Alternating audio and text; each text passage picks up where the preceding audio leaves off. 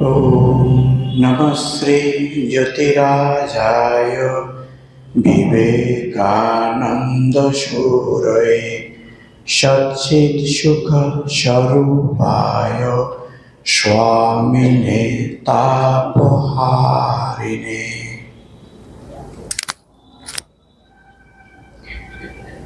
আমরা স্বামী শিষ্য সংবাদ পাঠ ও অনুধ্যান করছি।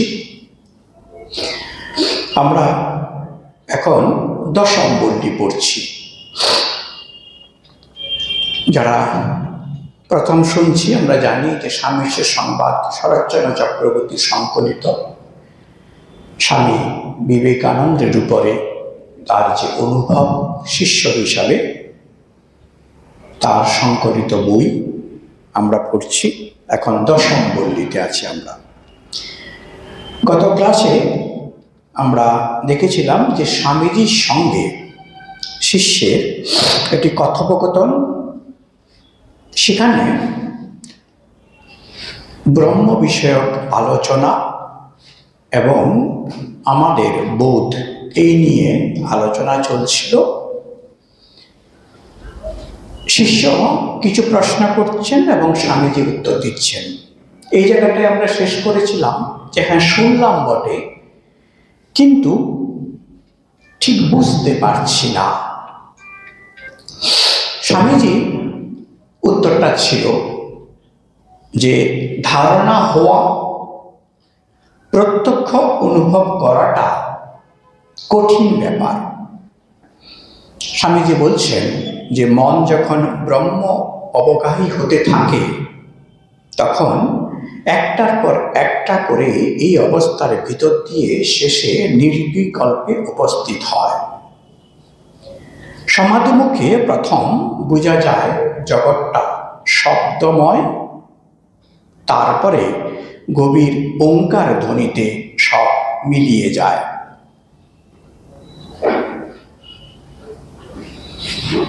তারপর তা শোনাও যায় না, তাও আছে কি নাই এরূপ বোধ হয়।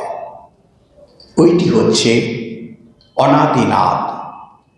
তারপর প্রত্যেক ব্রহ্মে মন মিলিয়ে যায়, ব্যাস সব চুপ। এই ছিল স্বামীজির অনুভব।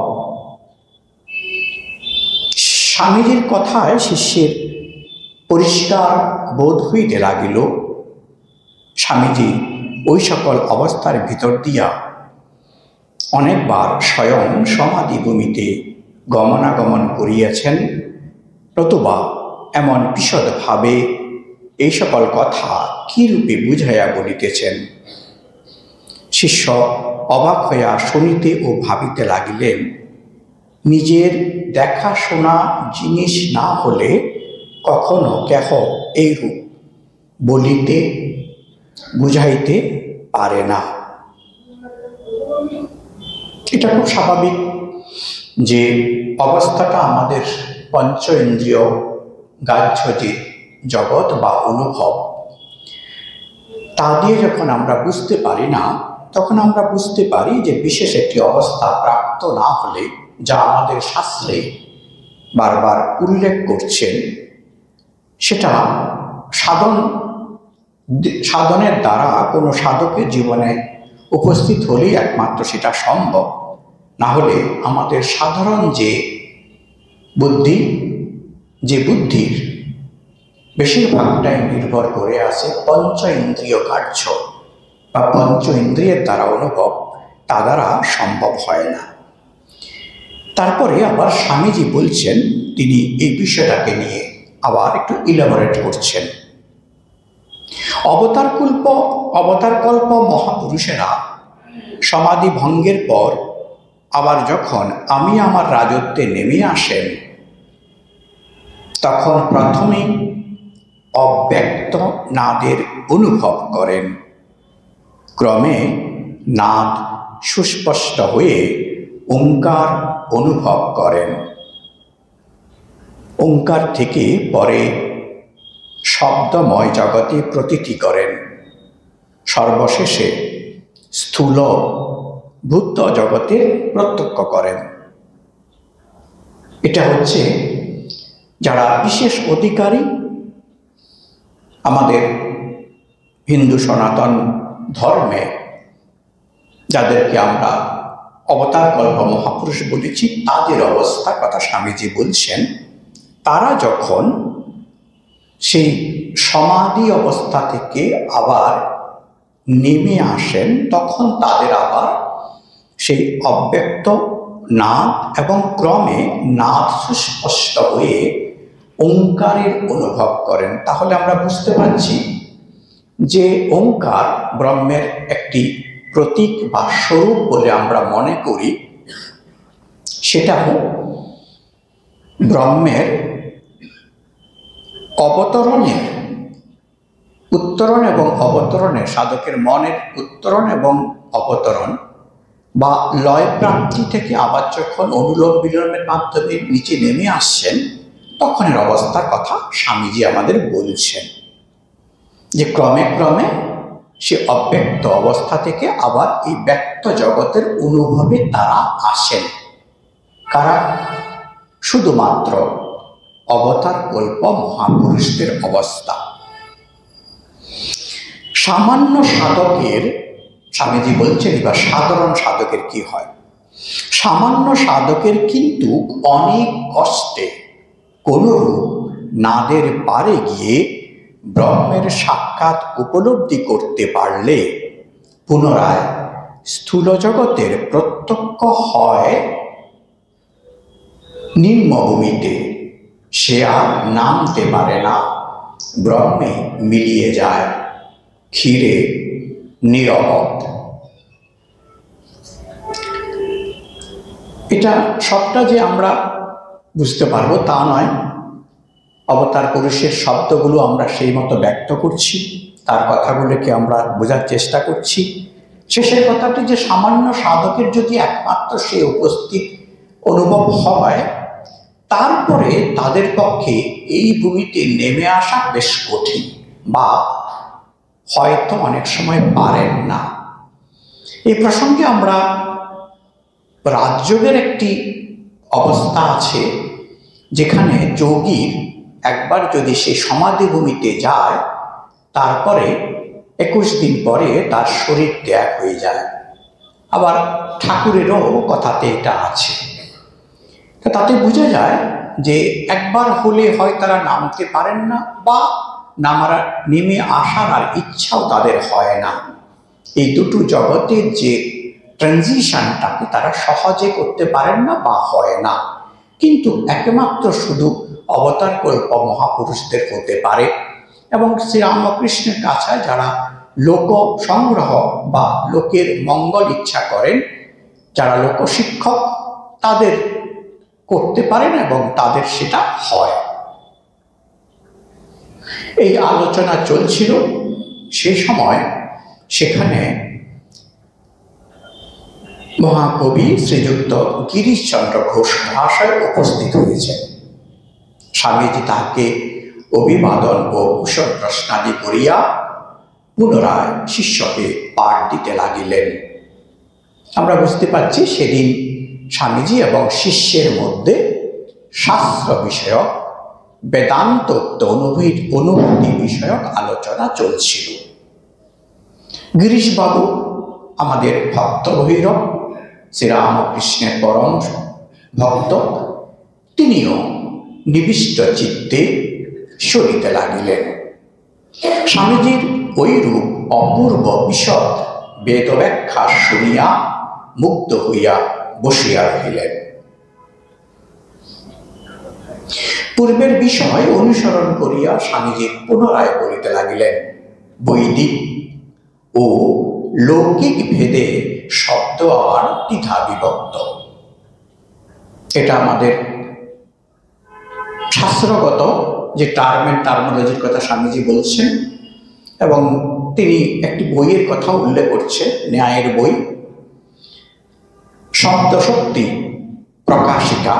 এই বইয়ে এইসব বিচার দেখেছি স্বামীজি বলছেন, এবং নিজেই বলছেন যে বিচারগুলি খুব চিন্তার পরিচায়ক বটে, কিন্তু টার্মোলজির চোটে মাথা গুলিয়ে ওঠে। স্বামীজি নিজেই সেটা আমাদের বলছেন যে ন্যায়ের যে টার্মস এন্ড টার্মিনোলজি সত্যি কঠিন হয়ে পড়ে, সেগুলোকে বোঝা, তর্ক এবং তার যে প্রতিতর্ক, পূর্বপক্ষ উত্তর পক্ষের যে তর্ক থাকে। কিন্তু স্বামীজি এই বিষয়গুলো অধ্যয়ন করেছেন, সুতরাং তার আলোচনার মধ্যেই মাঝে মধ্যে সমস্ত কিছু এসে যাচ্ছে। এবার গিরিশবাবুর দিকে চাহিয়া স্বামীজি বলিলেন, কি জিসি? জিসি মানে গিরিশ ঘোষকে তিনি সম্বোধন করতেন এই নামে। এইসব কিছু তো পড়লে না, কেবল কেষ্টু বিষ্টু নিয়েই দিন কাটালে। মজার ছলে তিনি গিরিশবাবুকে বলছেন, গিরিশবাবু কি আর করব ভাই, অত অবসর নাই, বুদ্ধিও নাই যে ওতে সেঁধব। তবে ঠাকুরের কৃপায় ওই সব বেদ বেদান্ত মাথায় রেখে এবার বাড়ি মারব। তোমাদের দিয়ে তার ঢের কাজ করাবেন বলে ওইসব পড়িয়ে নিয়েছেন, আমার ওইসব দরকার নাই। গিরিশবাবু সে প্রকাণ্ড ঋগ্বেদ গ্রন্থখানিকে পুনঃ পুনঃ প্রণাম করিতে ও বলিতে লাগিলেন, জয় বেদরূপী শ্রীরামকৃষ্ণের জয়, জয় বেদরূপী শ্রীরামকৃষ্ণের জয়। গিরিশ ঘোষের বেদের অনুভব, তার অভিব্যক্তি, জয় বেদরূপী শ্রীরামকৃষ্ণের জয়। সমস্ত বেদকে তিনি শ্রীরামকৃষ্ণের সঙ্গে তুলনা করছেন, আবার শ্রীরামকৃষ্ণকে তিনি বেদের সঙ্গে তুলনা করছেন। এই এক অপূর্ব অনুভব শ্রীরামকৃষ্ণের কৃপায় তার হয়েছিল বলে এত সহজে তিনি এই ভাবনাগুলোকে এভাবে আমাদের সামনে উপস্থাপন করেছেন। আমরাও সেটা শুনছি, জানছি, এবং এগুলো আমাদের জন্য শিক্ষা যে আমরা কিভাবে অভিবাদন করব। এবং শ্রীরামকৃষ্ণ ভাব আন্দোলনে এইভাবে খুব কমই দেখা যায় এই ধরনের প্রকাশ বা অভিব্যক্তি, যেটা আমরা গিরিশবাবুর কাছ থেকে পাই।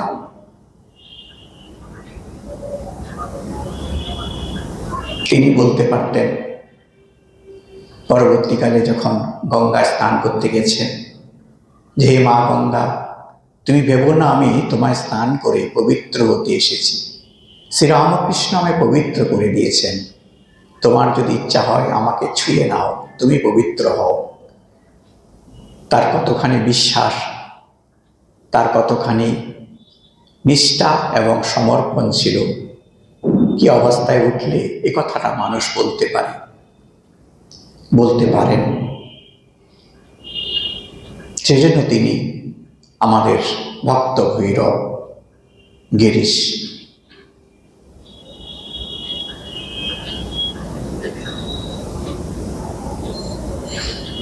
এবার আমাদের এই আলোচনাটি এখানে শেষ হয়েছে।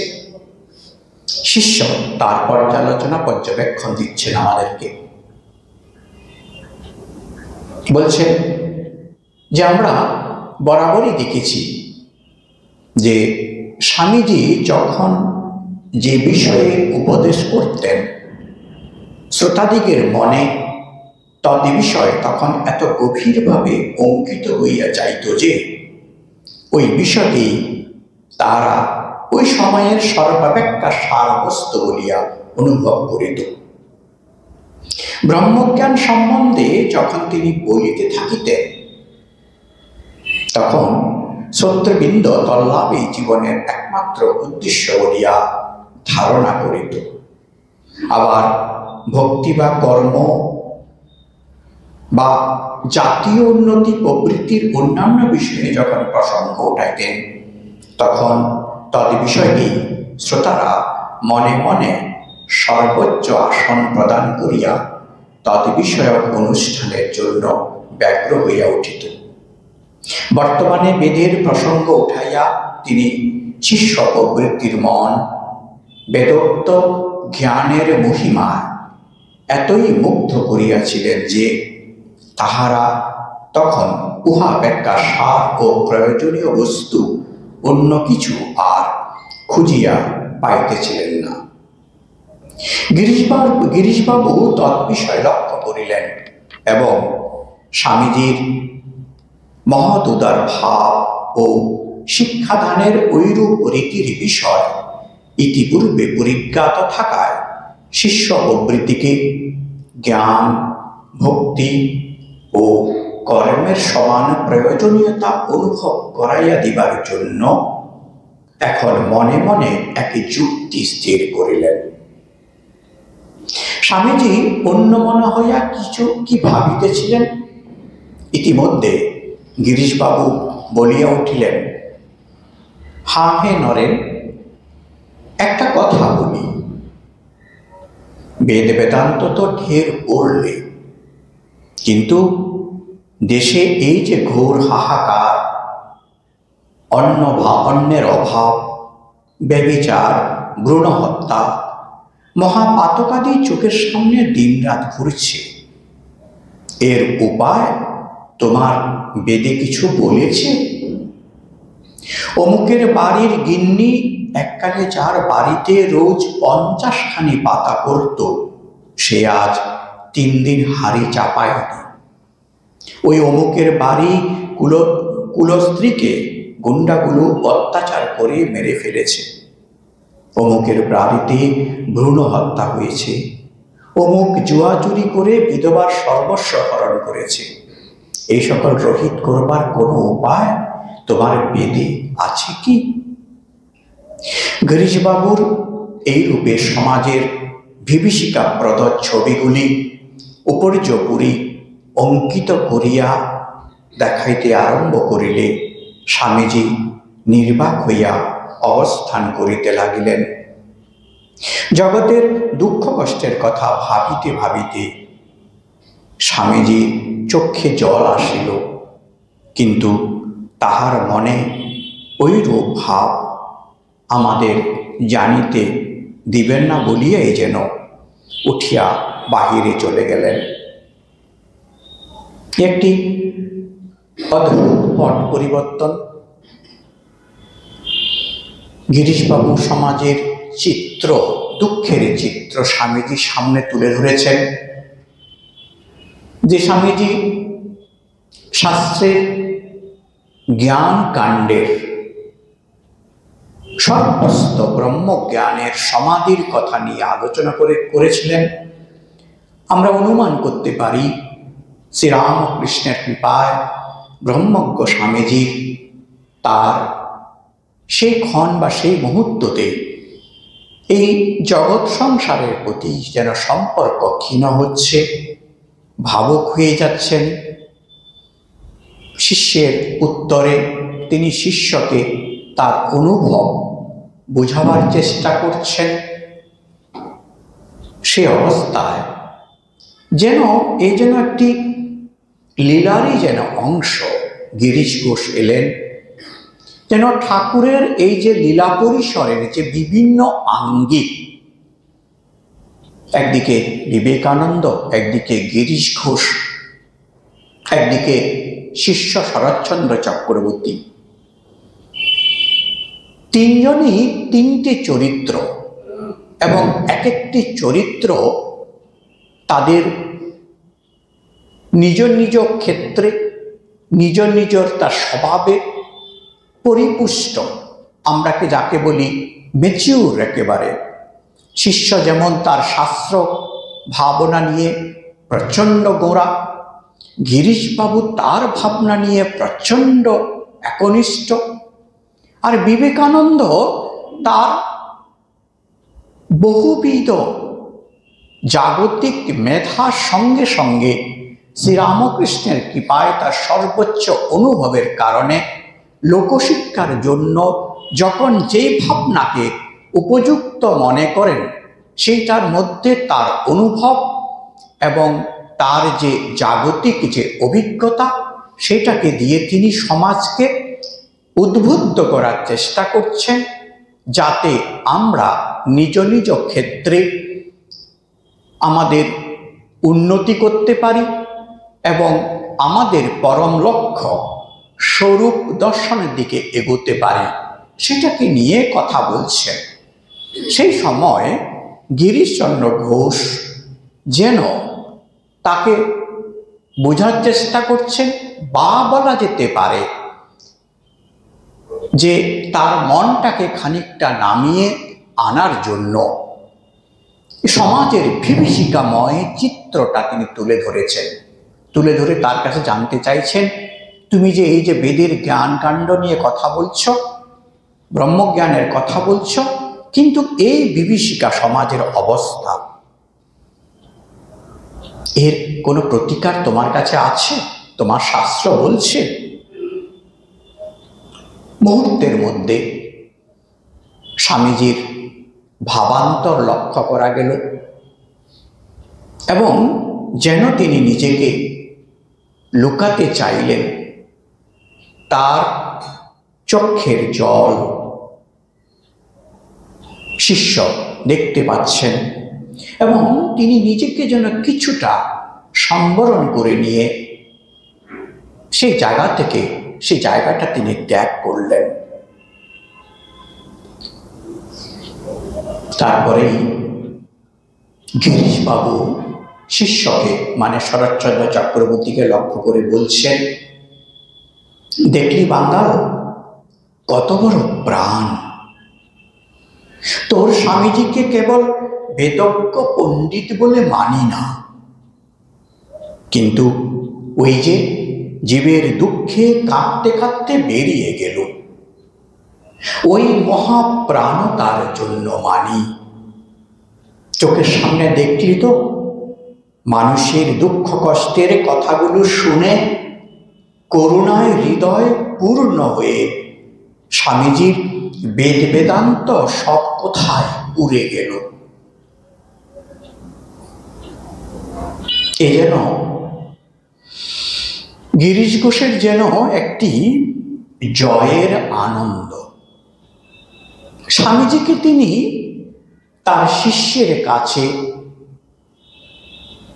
নতুন একটি ভাবনায় নতুন ভাবে পরিচিত করিয়ে দিতে চাইলেন। যে শিষ্য তার ব্রাহ্মণত্ব সংস্কারে, তার পাণ্ডিত্যের সংস্কারে প্রচণ্ড কঠোর, বা বলা যেতে পারে খানিকটা আত্মপ্রত্যয়ী বা অহংকারী, সে শিষ্যের কাছে যেন একটি অন্য দিক উন্মোচিত করতে চাইলেন। যেন খানিকটা ইচ্ছাকৃতভাবেই গিরিশ ঘোষ এই অবস্থাটি সৃষ্টি করলেন। এবং স্বামীজি কিন্তু বললেন না গিরিশ ঘোষকে যে গিরিশ, আমরা এখন শাস্ত্র পড়ছি, ব্রহ্মের আলোচনা করছি, যেখানে আমাদের পরম্পরা শাস্ত্রের যে তর্ক থাকে, সেখানে আমরা জানি যে ব্রহ্ম সত্যি, জগৎ মিথ্যা, এটা হচ্ছে একটি সাধারণ ন্যারেটিভ। সেখানে স্বামীজি বলতেই পারতেন যে ব্রহ্ম, এই জগৎ মায়া, মিথ্যা, সুতরাং এখানে সুখ এবং দুঃখ উভয়ই মিথ্যা। সুতরাং আমরা শাস্ত্র আলোচনা করছি, বেদান্তোক্ত ব্রহ্মের চর্চা অধ্যাবসায় করার চেষ্টা করছি, বোঝার চেষ্টা করছি, শিষ্যকে আমি সেই জ্ঞান দেওয়ার চেষ্টা করছি। তুমি এখন এই বিষয়ের অবতারণা করিও না।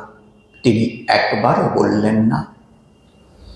তিনি জগতের দুঃখে দুঃখী হলেন এবং সে ভাবনার দ্বারা তিনিও ভাবিত হলেন। তিনি বলা যেতে পারে যে গিরিশ ঘোষের এই কথার দ্বারা তিনি প্রভাবিত হলেন এবং দুঃখী হলেন। তিনি তার আবেগ সংবরণ করতে পারলেন না। তিনি নিজেকে কোনো রকমের সংবরণ করে সেই স্থান ত্যাগ করলেন। শিষ্য এবং গিরিশচন্দ্র বুঝতেই পারলেন যে স্বামীজি প্রচণ্ড ব্যথিত হলেন এবং তাতেই যেন গিরিশ ঘোষের আনন্দ, এটা যেন তার গর্ব যে এই হচ্ছে শ্রীরামকৃষ্ণের নরেন, যে লোকশিক্ষা দেবে, জগতের সামগ্রিক উন্নতি, প্রত্যেকটি পার্সপেক্টিভ ওয়ে অফ লাইফ, যে আমরা যেখানেই আছি না কেন সেখান থেকে আমাদেরকে উন্নতির পথ দেখাবেন এবং কোনোভাবেই সামাজিক দুঃখ কষ্ট, সমাজের যন্ত্রণাকে উপেক্ষা করে নয়, বরং তাকে মেনে নিয়ে সে অবস্থায় আমরা কিভাবে নিজেদের উন্নতির জায়গা খুঁজে নেব সেটা যেন দেখাবার জন্য তিনি প্রস্তুত এবং সেটাকে তিনি গ্রহণ করছেন। আর সেটা লক্ষ্য করেই গিরিশবাবু শিষ্যকে বলছেন, তার আমরা জানি শিষ্য পূর্ববঙ্গের মানুষ, তাকে স্নেহ করে বাঙ্গাল বলছে, তিনি জিসিও, তিনি বয়সে অনেক বড় শিষ্য থেকে স্বামীজির মতো স্নেহ করে শিষ্যকে তিনি বাঙ্গাল বলছেন। দেখলি কত বড় প্রাণ, এবং বলছেন তোর স্বামীজি মানে তোর প্রিয় স্বামীজি, আমারও স্বামীজি, আমাদের প্রিয় নরেন, তোর স্বামীজি কে শুধু ওই বেদজ্ঞ পণ্ডিত বলে মানি না, এই মহাপ্রাণতার জন্য মানি।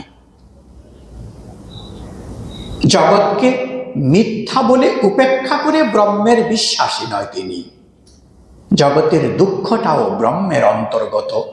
প্রত্যেকটি আমাদের জীবনের ক্ষণ, জীবনের মুহূর্ত, প্রত্যেকটি অনুভব সেই পরম ব্রহ্মের দ্বারা আবর্ত।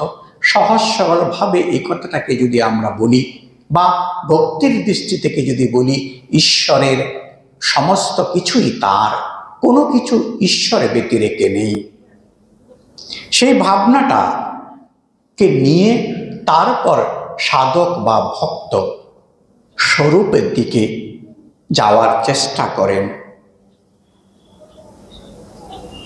এবং এই অবস্থা দেখে গিরিশ ঘোষের বড়ই আনন্দ হলো এবং বলছেন যে এই জগতের অবস্থা যখন তিনি অনুভব করছেন, মুহূর্তের মধ্যেই যেন তার যে প্রিয় শাস্ত্র চর্চা, ব্রহ্মের অনুভব, সেটা থেকে যেন তিনি নেমে এসে তার মনকে এই জগতের দুঃখের সঙ্গে তিনি সংযোগ সম্পৃক্ত করছেন। এই লক্ষণটা কিন্তু কিছুক্ষণ আগে স্বামীজি স্বয়ং যে অবতার কল্প পুরুষদের ব্রহ্মজ্ঞানের অনুভব থেকে জগতের অনুভবে কিভাবে পুনরায় আসবেন সেটার সঙ্গে তুলনীয়। সাধারণ সাধকদের কিন্তু খুব সহজেই এই যাতায়াত বা গতায়ত সম্ভব হয় না। অবতার কল্প পুরুষ তাদের পক্ষেই সেটা সম্ভব।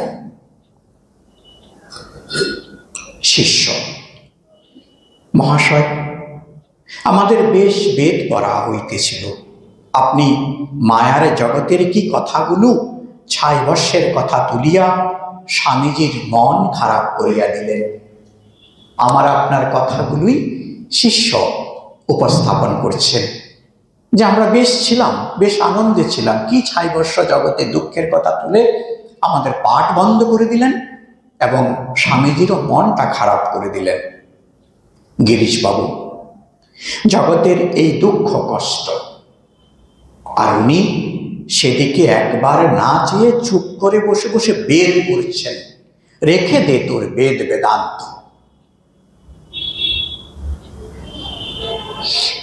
শ্রীরামকৃষ্ণ পরিমণ্ডলে এই এক অদ্ভুত লীলার যেন অঙ্গ।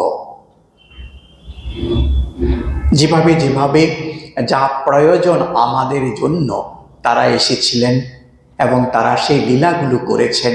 নিজের নিজের যে পাঠটুকু যাদের দেওয়া হয়েছিল তারা যেন আমাদের জন্য সেটাই করছেন। আমরা যাতে সহজে এই শাস্ত্রোক্তের কথা এবং তা অনুভব আমরা যদি বুঝতে পারি, যেন তারই যেন একটি অভিনয় চলছে। রেখে দে তোর বেদ বেদান্ত, একদিকে গিরিশ ঘোষ, একদিকে স্বামী বিবেকানন্দ। শিষ্য বলছেন, আপনি কেবল হৃদয়ের ভাষা শুনিতেই ভালোবাসেন, নিজে হৃদয়বান কিনা? আমরা জানি তিনি লেখক, তিনি কবি, তিনি সাহিত্যিক, তিনি নাট্যকার, তিনি হৃদয়ের ভাষা বুঝেন বই কি। জগতের দুঃখ, জগৎকে তিনি খুব কাছ থেকে দেখেছেন, অনুভব করেছেন, এবং জগৎকে নিয়ে তিনি আবর্তিত হয়েছেন স্বাধীনভাবে, নিজের মতো করে। কোন রকম বিধি নিষেধ, সামাজিকতার দায়বদ্ধতা কখনো তিনি গ্রহণ করেননি। নিজের মতো করে তার জীবন যাপন করেছেন। আমরা গিরিশ ঘোষের জীবন আমরা যারা পড়েছি আমরা জানি।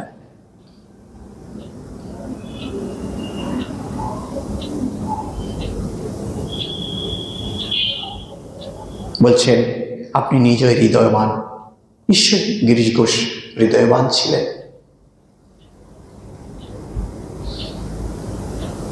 কিন্তু শিষ্য বলছেন এইসব শাস্ত্র যাহার আলোচনা জগৎ ভুল হইয়া যায়, তাহাতে আপনার আদর দেখিতে পাই না, নতুবা এমন করিয়া আজ রসভঙ্গ করিতেন।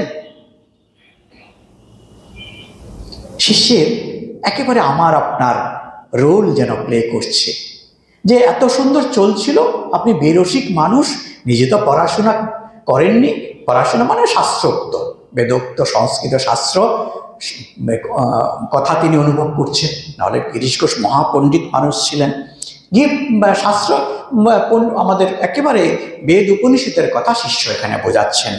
না হলে আজ এইভাবে রসভঙ্গ করতেন। এখানে একটি খুব সুন্দর কথা, যে আমরা রস মানে বিনোদন আমরা বুঝি, কিন্তু শিষ্য এখানে বলছেন যে বেদোক্ত শাস্ত্র পাঠ, পরম্পরাগত শাস্ত্র পাঠের মধ্যেও যে একটি আনন্দ রস আছে, সেটার ইঙ্গিত যেন এখানে আছে। বিনোদন মানে শুধুমাত্র যে আমরা খুব হালকাভাবে জাগতিক কোনো বিষয়ের চর্চা, সেটা নয়। সেই বিষয়টাকে যদি ঠিকভাবে কঠিন হলেও আমরা যদি অনুভব করতে পারি, তখনই সেটা রসময় হয়ে ওঠে। এবং জগতের মধ্যে যে যে বিষয়গুলো খুব কঠিন বলে উল্লেখিত হয়, সেগুলোও তাদের জন্য বিশেষ রসের হয়, আনন্দের হয়। শিষ্য এখানে এই ইঙ্গিত দিচ্ছেন যে এই শাস্ত্রপাঠ, বেদান্তোক্ত ব্রহ্মের আলোচনা সাধকদের জন্য যেন একটি রসের জিনিস। এবং শিষ্য আক্ষেপ করছেন যে আপনি তার বিরুদ্ধ কথা তুলে আমাদের রসভঙ্গ করেছেন আপনি। গিরিশবাবু বলি, জ্ঞান আর প্রেমের পৃথকত্ব কোথায়, আমায় বুঝিয়ে দে দেখি। এই বইটার মহত্ব এখানে, যে এত সহজে একটি অধ্যায়ের মধ্যে প্রতি ছত্রে ছত্রে এত জটিল বিষয়গুলো এত সহজে অবতারণ করে আমাদের জন্য উপস্থাপন করেছেন যতখানি সাধ্য। এবং আমাদের যে শাস্ত্র পড়লে বা ভাষ্য পড়তে গেলে উত্তরপক্ষ, পূর্বপক্ষ, সিদ্ধান্ত পড়তে গিয়ে আমাদের সাধকদের বেশ কষ্ট করতে হয়, পরম্পরা জানতে হয়। এখানে কিন্তু খুব সহজ সরলভাবে বিভিন্ন বিষয়ে, শাস্ত্র হতে পারে, জ্ঞান ভক্তি হতে পারে, ইতিহাস হতে পারে, সমাজিকতা হতে পারে, ব্যবসা হতে পারে, এখানে ছত্রে ছত্রে আমরা আসব। এবং সেই জন্য খুব দ্রুত আমি এটাকে এগোতেও পারি না, খুব ধীরে ধীরে আমরা এগোচ্ছি। বলছেন গিরিশ ঘোষের খুব সুন্দর প্রশ্ন, যে এখানে নতুন বিষয় আসছে, যে জ্ঞান এবং প্রেম মানে জ্ঞান এবং ভক্তি, এই দুটো আমাদের মধ্যে সাধারণত আপাত বিরুদ্ধ। এবং আমরা দেখতে পাই শ্রীরামকৃষ্ণের জীবনীতে আরেকটি লীলার অংশ। ভৈরবী ব্রাহ্মণী এসেছেন, ভক্তিবাদী বৈষ্ণব সম্প্রদায়ের মানুষ, তিনি শ্রীরামকৃষ্ণকে শিক্ষা দিতে এসেছেন। এবং সেই সময় তার যখন শিক্ষার শেষ লগ্ন, তখন দক্ষিণেশ্বরে তোতাপুরীর আগমন হয়েছে। এবং শ্রীরামকৃষ্ণের তো সেই বাচ্চা শিশুর মতো, যখন যে খেলনা দেখলো সেই খেলনা তিনি মেতে উঠেছেন। মাকে গিয়ে বলছেন, মা আমার ওইটা চাই, রামায়ণ সাধু এলো সেইটা চাই, কৃষ্ণ ভক্ত এলো আমার কৃষ্ণের ভাব চাই, মুসলমান সাধক এলো আমার মুসলমানের সে সাধনা করতে চাই, যিশুর সাধনা করতে চাই। এখন তার হঠাৎ ইচ্ছা হয়েছে আমি সেই বেদান্ত ব্রহ্মের অনুভূতি চাই, নির্বিকল্প অনুভূতি চাই। তোতাপুরীর কাছে তিনি সেই পাঠ নিচ্ছেন, সে সাধনার দিকে যাচ্ছেন। আর আমাদের ভৈরবী ব্রাহ্মণীর তাতে কষ্ট, এবং তিনি বারবার বলছেন, বাবা ওই পথে তুমি যেও না, এই পথ বড় সূক্ষ্ম পথ, তোমার যে ভক্তি আছে সেই ভক্তিটাকে সম্পূর্ণ নাশ করে দেবে, এত সুন্দর আধার তুমি। আমরা জানি ভৈরবী তখন বিশ্বাস করতে শুরু করেছেন শ্রীরামকৃষ্ণ বিশেষ ঈশ্বর কল্পপুরুষ, এবং আমরা জানি পরবর্তীকালে ভৈরবী ব্রাহ্মণী যথেষ্ট শাস্ত্রজ্ঞা পণ্ডিত ছিলেন, এবং বৈষ্ণব শাস্ত্রে অগাধ পাণ্ডিত্য তার ছিল, এবং তিনি তখনকার দিনের তখনকার বাংলার বিখ্যাত পণ্ডিতদেরকে ডেকে দক্ষিণেশ্বরের শ্রীরামকৃষ্ণ অবতার সেটার জন্য একটি তর্ক সভার আয়োজন করেছিলেন। তো একই রকম আমাদের যে ধারণা, আপাত বিরুদ্ধ দুটো ভাবনা, প্রেম এবং ভক্তি, প্রেম ভক্তি বা জ্ঞান, যে এই দুটি যেন আপাত বিরুদ্ধ। একটি নিরাকার নির্গুণ সচ্চিদানন্দ ব্রহ্মের তপস্যা আরাধনা যাই আমরা বলি না কেন, আরেকটি হচ্ছে প্রেমের ভক্তির, যেখানে সেবা পূজা, ঈশ্বরকে আত্মভাবে আরাধনা করা।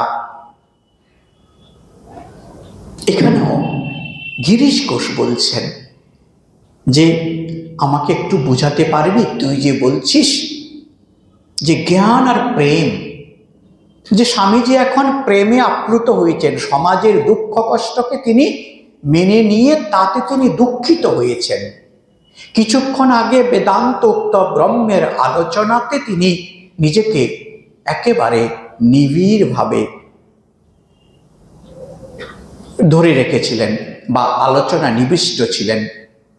কিন্তু আমি যখন তার সামনে এই উপস্থাপনা করলাম এবং জগতের দুঃখের জন্য তুমি কিছু করছো কিনা বা তোমার উত্তর কি, তিনি সঙ্গে সঙ্গে পরিবর্তিত হলো তার ভাবনা। শিষ্যের তাতে দুঃখ হলো যে এত সুন্দর আলোচনা চলছিল, তা আপনি রসভঙ্গ করালেন। গিরিশ ঘোষ বলছেন, এই দেখ না, তোর গুরু মানে স্বামীজি যেমন পণ্ডিত তেমনি প্রেমিক।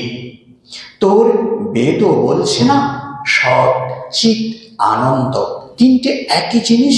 এই দেখ না, স্বামীজি অত পাণ্ডিত্য প্রকাশ করছিলেন, কিন্তু যাই জগতের দুঃখের কথা শোনা ও মনে পড়া, অমনি জীবের দুঃখে কাঁদতে লাগলেন।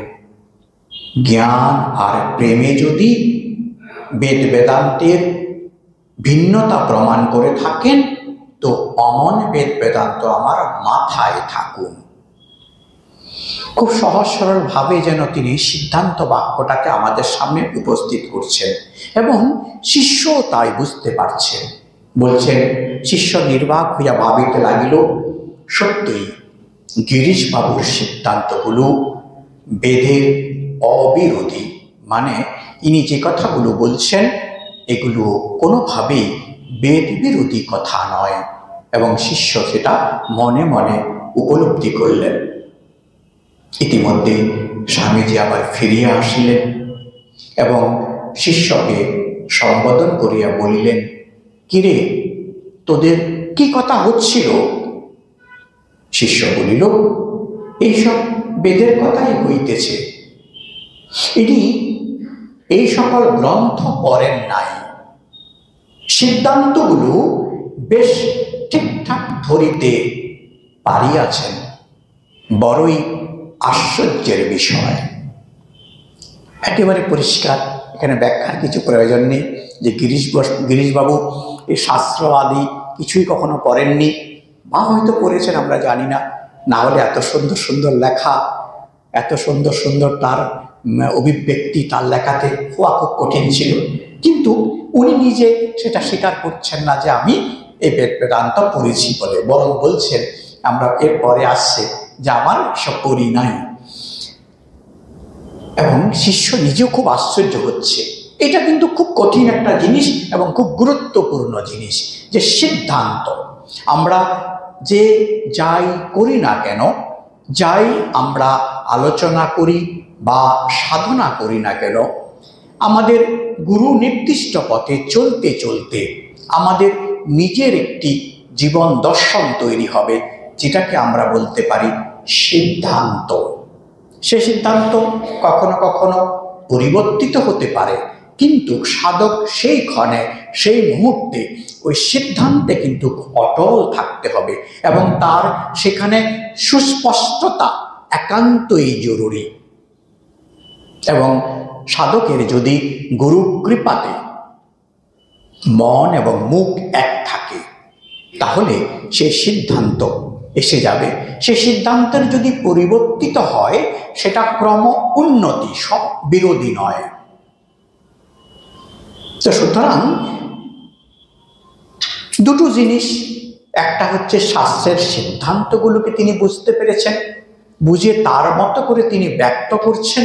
আরেকটা হচ্ছে এই শাস্ত্র পড়ার পরে গুরু কৃপায় সাধক যখন তার সাধ্যমতো সাধন ভোজন করেন, তার নিজের জীবনে একটি সিদ্ধান্ত তৈরি হবে এবং সেই সিদ্ধান্তটা তাকে আরো এগিয়ে নিতে সাহায্য করবে।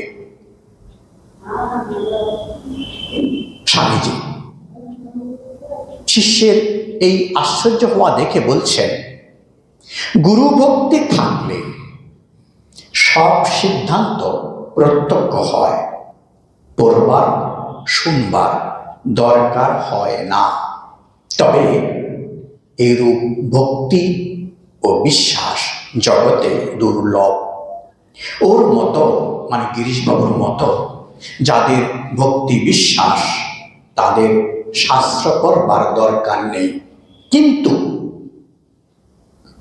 ওকে, মানে গিরিশবাবুকে ইমিটেট করতে গেলে, অনুকরণ করতে গেলে অপরের সর্বনাশ উপস্থিত হবে। ওর কথা শুনে যাবি, কিন্তু কখনো ওর দেখা দেখি কাজ করতে যাবি না। গিরিশবাবুর সামনেই স্বামীজি তাকে কত শ্রদ্ধা, কত সম্মান, কত উঁচু স্তরের ভাবনা নিয়ে তিনি দেখছেন থাকে। এটা বিশেষভাবে লক্ষণীয়। কত শ্রদ্ধা গিরিশবাবুর প্রতি তার। এবং সেই সঙ্গে সঙ্গে তিনি সাবধান বাণী করছেন যে গিরিশবাবুকে যেন কেউ অনুকরণ না করে। গিরিশবাবু যা বলছে সেটা শুনে আমরা কিছু করতে পারি, কিন্তু গিরিশবাবুর জীবনকে অনুকরণ করতে গেলে স্বামীজি বলছেন তার সর্বনাশ হবে। এটা আমার মনে হয় যে শুধু গিরিশবাবু বলে নয়, আমরা কখনোই একে অপরকে অনুকরণ আমাদের খুব একটা উপকার বয়ে নিয়ে আসে না, বরং এটাকে অনুকরণ নয় অনুসরণ বলা যেতে পারে। আমরা যদি বলি যে কোনো মহাপুরুষকে আমি অনুকরণ করব, তাতেও কোনো মঙ্গল হবে বলে মনে হয় না, বা মহাপুরুষ শ্রোতা বলেন না। বরং তাদের কথাগুলোকে শুনে নিজের সাধ্যমতো সেটাকে অ্যাসিমিলেট করা, তাকে গ্রহণ করা, তাকে নিজের মধ্যে আপনার করে নিয়ে সেটাকে নিজে রূপান্তরিত হওয়া, এই ভাবনাটার কথাই বারবার বলা হচ্ছে।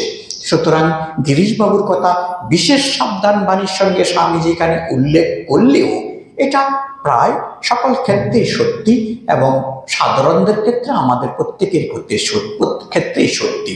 এবং আমরা দেখতে পাই আমাদের শিক্ষকরাও তাই বলতো যে শিক্ষক হিসাবে আমি যা বলছি সেটা তুমি চেষ্টা করো আমার ভালোটা গ্রহণ করতে, আর আমার মধ্যে যদি কিছু মন্দ থাকে সেটা তুমি গ্রহণ করিও না। সব শিক্ষকরাই আমাদের ক্লাসরুমে মোটামুটি এই কথাটা বলতেন বলে আমরা অনেকেই শুনেছি, হয়তো আমিও শুনেছি। শিষ্য হ্যাঁ, স্বামীজি বলছেন আজ্ঞে হাঁ নয়, যা বলি সেই সব কথাগুলি বুঝে নিবি। মূর্খের মতো সব কথায় কেবল সায় দিয়ে যাবি না, আমি বললেও বিশ্বাস করবি না, বুঝে তবে নিবি। আমাকে ঠাকুর তার কথা সব বুঝে নিতে সর্বদা বলতেন। সৎ যুক্তি, তর্ক ও শাস্ত্রে যা বলেছে এইসব নিয়ে পথে চলবি। বিচার করতে করতে বুদ্ধি পরিষ্কার হয়ে যাবে, তবে ব্রহ্ম রিফ্লেক্ট হবেন, বুঝলি? শিষ্য: হ্যাঁ, কিন্তু নানা লোকের নানা কথার মাথায় ঠিক থাকে না। এই একজন বলিলেন, কি হবে ওইসব পড়ে? আবার আপনি বলছেন বিচার করিতে, এখন কি করি? স্বামীজি এখানে আমাদের মধ্যে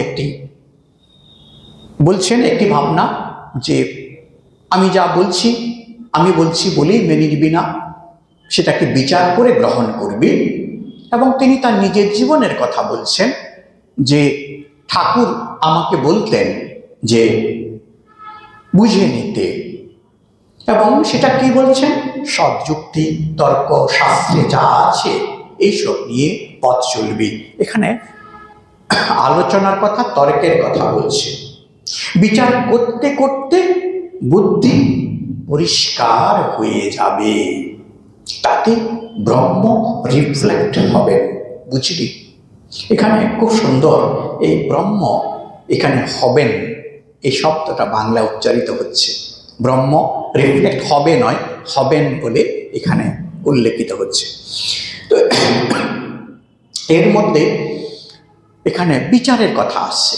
আমরা যারা শ্রীরামকৃষ্ণের অনুরাগী ভক্ত, শ্রীরামকৃষ্ণকে মেনে আমরা আমাদের জীবন পথ চলার চেষ্টা করছি, কথামৃত আমাদের অবলম্বন, কথামৃত আমরা পড়ি। মূলত যে যে কথাগুলো খুব অল্প 100-150 পাতা পড়লে যে কথাগুলো আমরা পাই, এবং যেগুলো পরবর্তীকালে আবার পুনঃ উল্লেখ বা রিপিটেশন আমরা পাই, মূলত যেগুলোকে বলছে যে আমরা স্মরণ করতে পারি। প্রথম যদি বলি যে কি শ্রীরামকৃষ্ণের কয়েকটি কথামৃতের কয়েকটি মূল পয়েন্ট। একটি ঠাকুর বলছেন যে মানুষের জীবনের উদ্দেশ্য ভগবান লাভ, কথামৃতের জন্য একটি স্টেটমেন্ট, প্রথম স্টেটমেন্ট, এবং জোশ করে মানুষকে তাই করা উচিত। তারপর দ্বিতীয় ঠাকুর বলছেন যে কামিনী কাঞ্চনে মুক্ত হয়ে ঈশ্বর সাধনা করতে। কামিনী কাঞ্চন মানে এখানে অনাসক্ত হয়ে, এখানে যে কোনোভাবে সংসার আসক্তি কমাতে, সেটা আমাদের শারীরিক, মানসিক এবং জাগতিক সম্পত্তি সমস্ত কিছুর প্রতি একটু অনাসক্ত ভাব এনে ঈশ্বরের প্রতি অনুরাগ বা বিশ্বাসের কথা বলছে।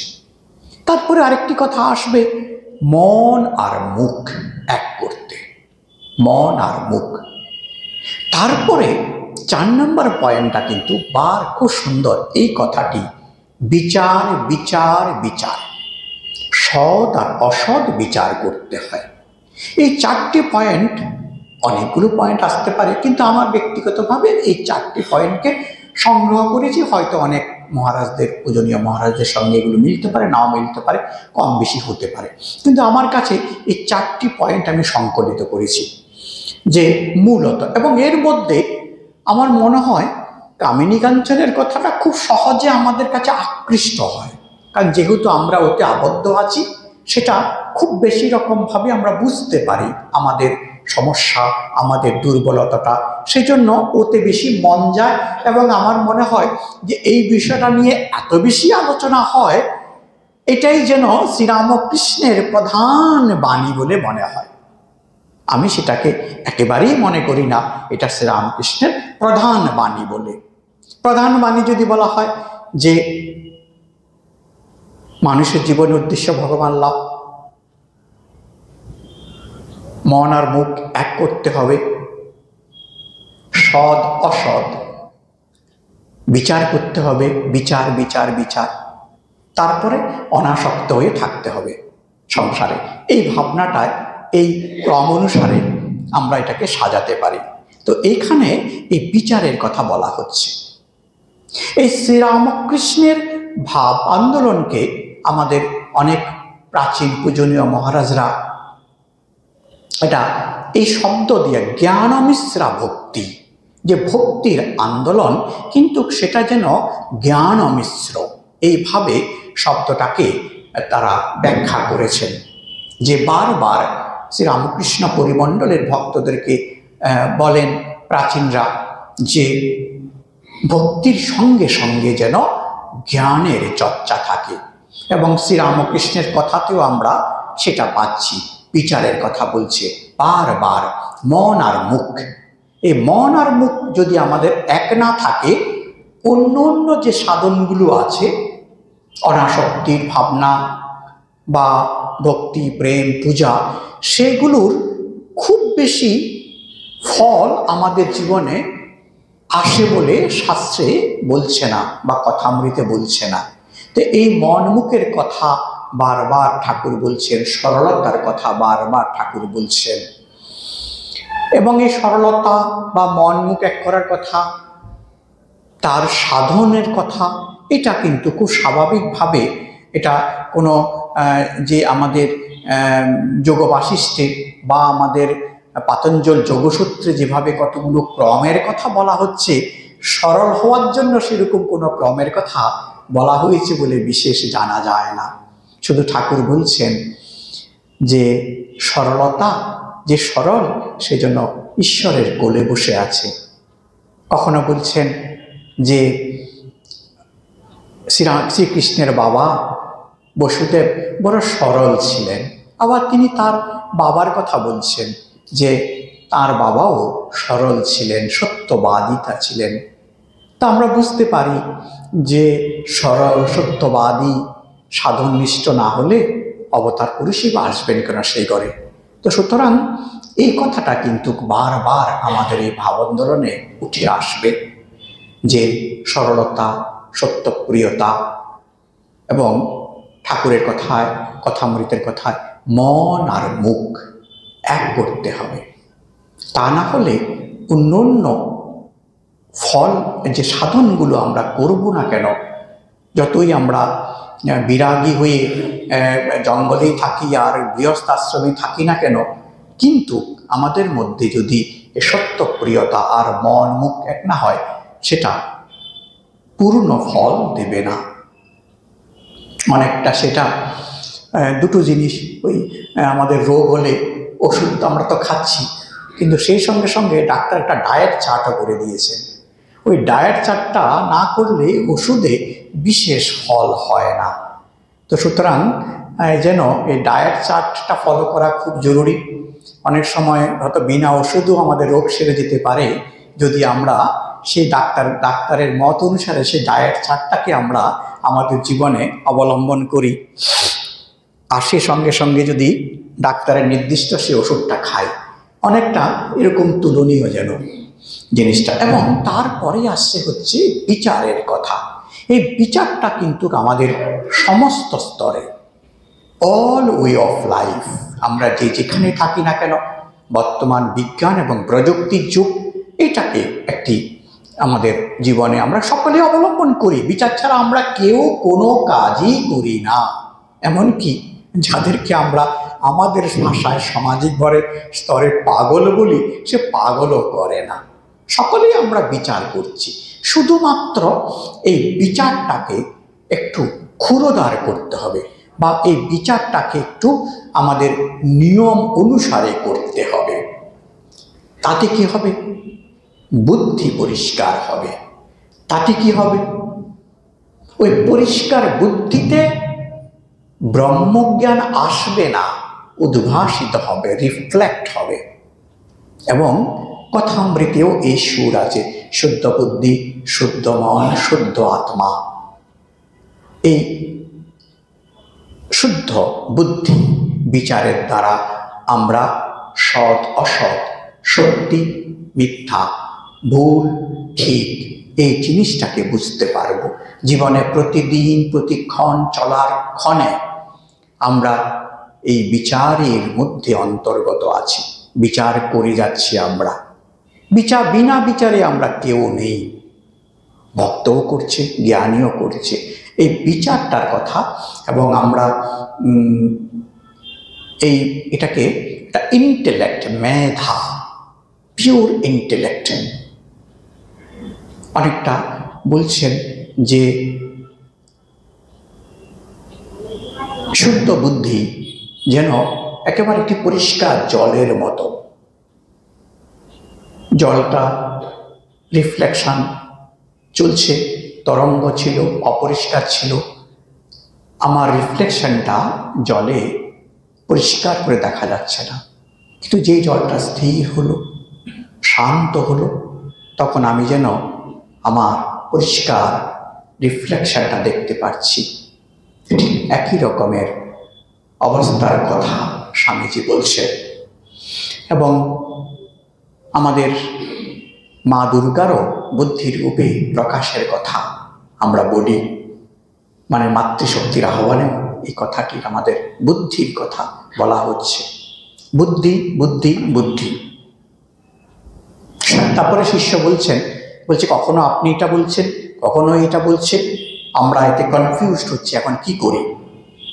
স্বামীজি বলছেন আমাদের উভয়েরই কথা সত্যি, মানে আমার কথাও সত্যি এবং গিরিশ ঘোষের কথাও সত্যি।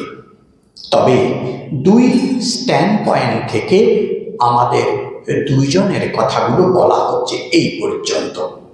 একটা অবস্থা আছে যেখানে যুক্তিতর্ক সব চুপ হয়ে যায়, মূক আস্বাদনবৎ। খুব সম্ভবত এটা নারদীয় ভক্তি সূত্রে আছে, মূক আস্বাদনবৎ। যে কি অবস্থা, যেখানে আমাদের একেবারে আর বলা যাচ্ছে না। যেমন আমরা সহজভাবে বলি জলের স্বাদ কি, জলের মতো। মিষ্টির স্বাদ কি, মিষ্টির মতো। কিন্তু মিষ্টির স্বাদটা কেমন বা জলের স্বাদটা কেমন, এই অনুভবের বিষয়, এই জন্য বলা যাচ্ছে না। টকের স্বাদ টকের মতো, জলের স্বাদ জলের মতো। তাহলে সেই অনুভবের স্বাদটা কেমন হবে? ওই যেমন হবে তেমন। আরেকটা অবস্থা আছে যাতে বেদাদি শাস্ত্রগ্রন্থের আলোচনা পঠন পাঠন করতে সত্য বস্তু প্রত্যক্ষ হয়। তোকে এই সকল পড়ে শুনে যেতে হবে, তবে তোর সত্য প্রত্যক্ষ হবে, বুঝলি? স্বামীজি পরিষ্কার প্রেসক্রিপশন করছে যে গিরিশ ঘোষের মতো তো বিনা পড়াশোনা তোর হবে না, তোকে পড়াশোনা করে যেতে হবে।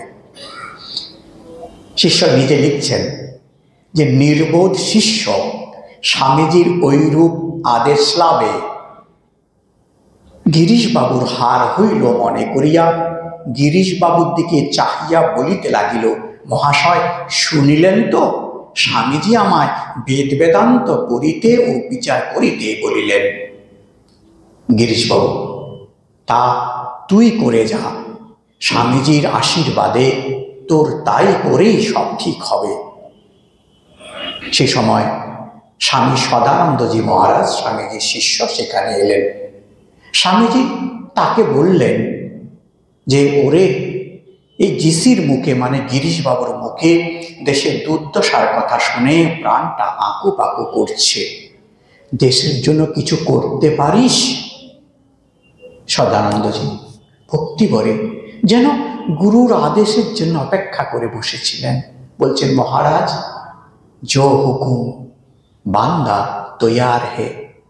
এই কথা, এই প্রেক্ষাপট এখান থেকে শুরু হয়েছে সেবাযজ্ঞের যে প্রত্যক্ষ প্রায়োগিক রূপ রামকৃষ্ণ মিশনের। এই অংশ অনেকগুলো প্রেক্ষাপটের মধ্যে এই ক্ষণটা গুরুত্বপূর্ণ।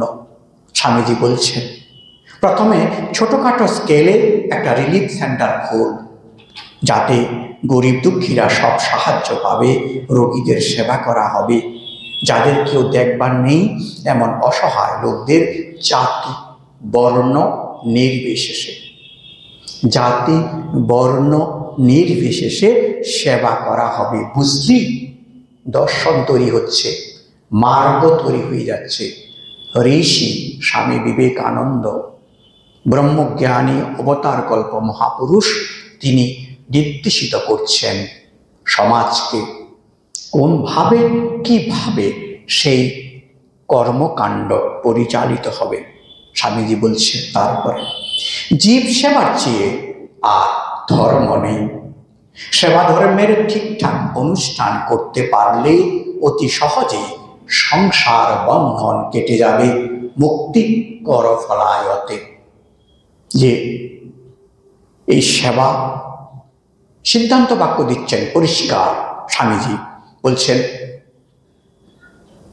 জীব সেবার চেয়ে আমরা যে ধর্মকর্ম অনুষ্ঠান করি, ঋষিক কাজ করি, কেন করি? আমরা ঈশ্বরকে, আমাদের ইষ্টকে তুষ্ট করার জন্য। বলছেন জীব সেবার চেয়ে আর ধর্ম নেই, মানে এই দ্বারা আমরা ধর্মের কি সর্বশ্রেষ্ঠ অঙ্গকে আমরা পালন করব। সেবা ধর্ম ঠিক ঠিক অনুষ্ঠান করতে পারলে অতি সহজেই, গুরুত্বপূর্ণ, অতি সহজেই সংসার বন্ধন কেটে যায়, মুক্তি করফলায় ওঠে, মুক্তি আমাদের করতলগত হয়। এবার গিরিশবাবুকে সম্বোধন করিয়া স্বামীজি বলিলেন, দেখো গিরিশবাবু, মনে হয় এই জগতের দুঃখ দূর করতে যদি আমায় 1000 জন্মও নিতে হয় তাও নেব। তাতে যদি কারো এতটুকু দুঃখ দূর হয় তো করব। মনে হয় খালি নিজের মুক্তি নিয়ে কি হবে, সকলকে সঙ্গে নিয়ে ওই পথে যেতে হবে। কেন বলো দেখি এমন ভাব ওঠে? স্বামীজি, আমরা জানি প্রত্যেক সাধকের প্রথম কর্তব্য যে তার নিজের আত্মকল্যাণ বা মুক্তির মার্গের কথা বলছেন। স্বামীজি বলছেন আমার নিজের শুধু একা মুক্তি নিতে ইচ্ছা করে না, জগতের প্রত্যেকের মুক্তি সকলকে নিয়ে একসঙ্গে যাব। তারপরে নিজেই বলছেন যে কেন এটা হয় বলো দেখি। গিরিশ ঘোষ বলছেন তা না হলে আর তিনি, মানে ঠাকুর, তোমায় সকলের চেয়ে বড় আধার বলতেন। সে গিরিশ ঘোষের কোনো সংশয় নেই স্বামীজির কেন এই ভাবনা হবে। তার কাছে এটাই স্বাভাবিক, কারণ তিনি যে লীলার একটি বড় অংশ তিনি জানেন স্বরূপ। শ্রীরামকৃষ্ণের কথায়, ছি তুই শুধু নিজের মুক্তি চাইছিস, কাশীপুরে তুই বটবৃক্ষের মতো হবি, জীব দুঃখে তাপিত হয়ে তোর কাছে এসে আশ্রয় নেবে। ঠাকুরের ইচ্ছা ছিল, স্বাভাবিক স্বামীজির এই ভাবনায় হবে। ঠাকুর মা স্বামীজি আমাদেরকে সে শক্তি দিন বোঝার, তাদের কাছে সকলের মঙ্গল প্রার্থনা করে আজকের অনুষ্ঠান আমরা এখানে শেষ করছি। ওম শান্তি শান্তি শান্তি। হরি ওম তৎসৎ। শ্রীরামকৃষ্ণার্পণমস্তু।